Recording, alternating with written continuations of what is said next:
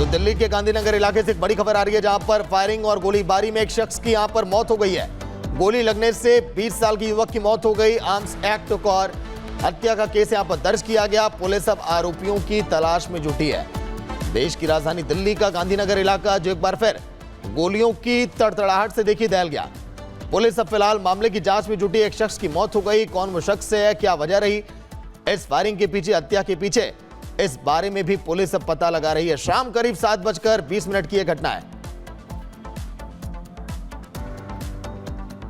Call मिली कि एक व्यक्ति को गोली मार दी गई है और उसकी गोली लगने से उसकी मृत्यु हो गई। मौके पर पहुंचने से उस व्यक्ति जिसकी मृत्यु हुई उसको आइडेंटिफाई किया। उसका नाम सुफियान पता चला है, जो ई रिक्शा चलाने का काम करता था और सोनिया गांधी कैंप झुग्गी में ये रहता है, गांधीनगर इलाके में।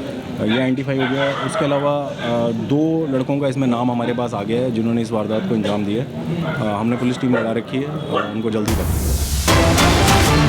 बिजनौर की बड़ी खबर आपको बता रहे, जहां पर होटल में देखिए जमकर लात घूसे चले हैं। 2 पक्षों के बीच जमकर यहां पर मारपीट हुई। एक दूसरे पर कुर्सी फेंक कर हमला किया गया है।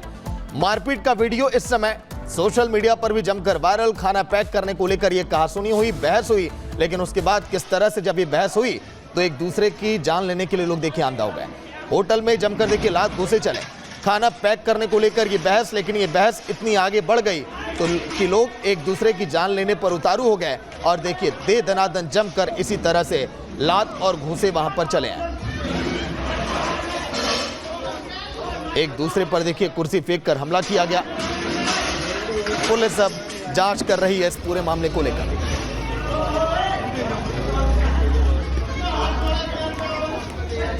होटल में खाना, फिर उसके बाद ना पैक करने पर जमकर इसी तरह से लड़ाई हुई। वहीं बात करेंगे बिहार के कथित बाहुबली पप्पू यादव की, जिन्होंने पहले कहा कि लॉरेंस को मैं चुनौती देता हूं कि 24 घंटे में सबक सिखा दूंगा। लेकिन कुछ दिन के बाद जब उनको धमकी मिली तो उन्होंने यह कहा कि लॉरेंस गैंग के लोगों ने धमकी दी है। लेकिन अब जिस शख्स ने धमकी दी, पुलिस ने उसको पकड़ लिया है, गिरफ्तार कर लिया है। लेकिन इस पूरे मामले को लेकर सियासत भी चरम पर है। रिपोर्ट आप देखिए।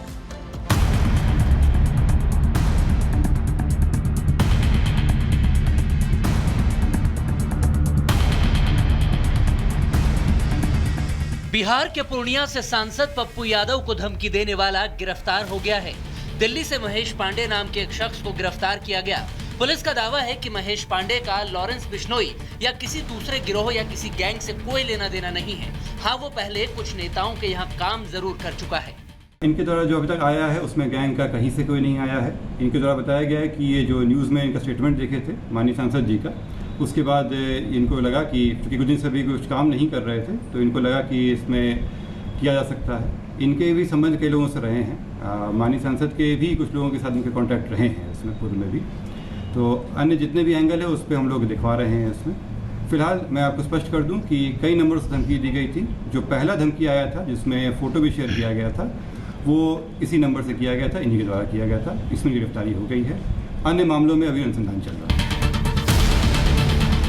पूर्णिया के एसपी कार्तिकेय शर्मा ने खुलासा किया है कि पप्पू यादव को किसी लॉरेंस गैंग से धमकी नहीं मिली थी। अब सवाल ये है कि पप्पू यादव ने जिस वीडियो को धमकी बताकर विक्टिम कार्ड खेला था, उसकी सच्चाई आखिर क्या है? भाई साहब से आपकी क्या दुश्मनी है? नहीं, कोई दुश्मनी कर्म और कांड दोनों करते हैं भैया। कर्म करेंगे बाद में। भाई साहब की वो डायलॉग तो सुना होगा भैया। एक बात करने में भी आसानी होगी भैया, एक बात समझिए, मैं आपको बता दूं, बहुत क्लियर हूं मैं इस मामले में कि पप्पू यादव जी देश के 7 बार इंडिपेंडेंट एमपी रहे हैं।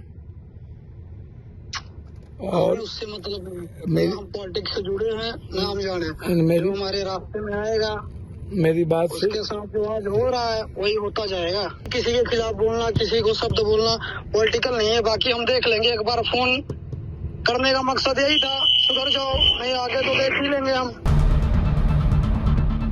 कहा जा रहा है कि बिहार पुलिस महेश को दिल्ली से लेकर पूर्णिया गई है, जहां जांच की जाएगी कि उसने पप्पू यादव को धमकी क्यों दी थी।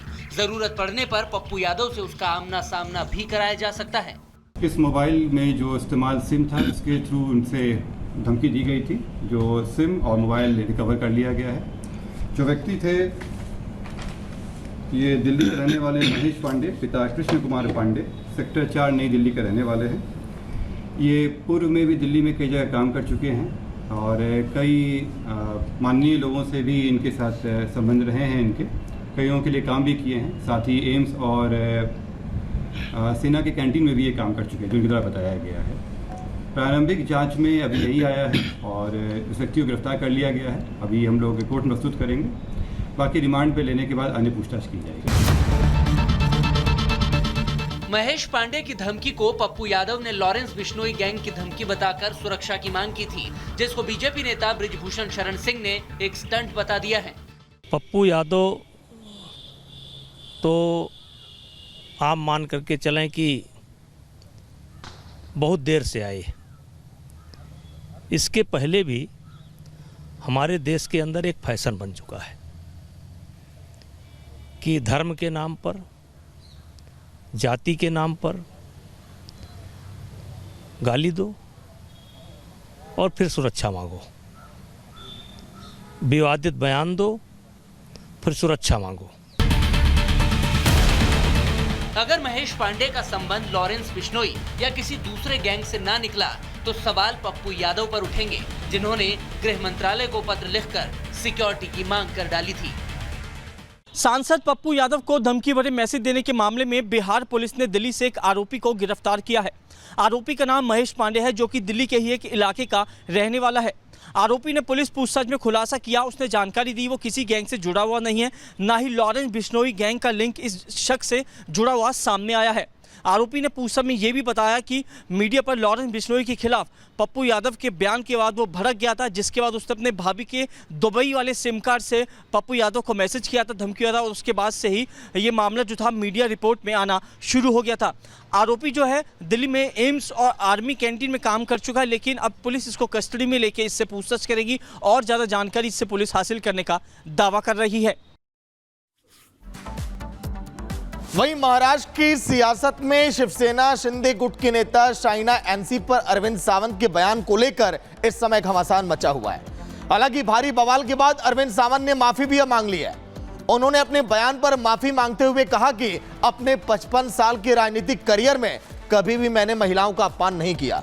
अरविंद सावंत ने भले ही माफी मांग ली हो, लेकिन शाइना एनसी और बीजेपी इस समय उद्धव गुट के खिलाफ लगातार हमलावर है। रिपोर्ट आप देखिए।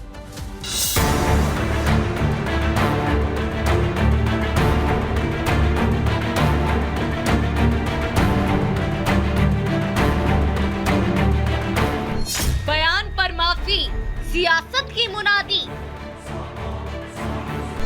बयान पर तनातनी, सावंत ने मांगी माफी। बयान पर बवाल, बिगड़ी सियासी चाल। महाराष्ट्र में चुनाव है, चुनाव में सियासत गर्म है और ऊपर से उद्धव के नेता अरविंद सावंत के बयान ने महाराष्ट्र की सियासत में आग लगा दी है। ऐसा तब है जब अरविंद सावंत ने माफी मांग ली।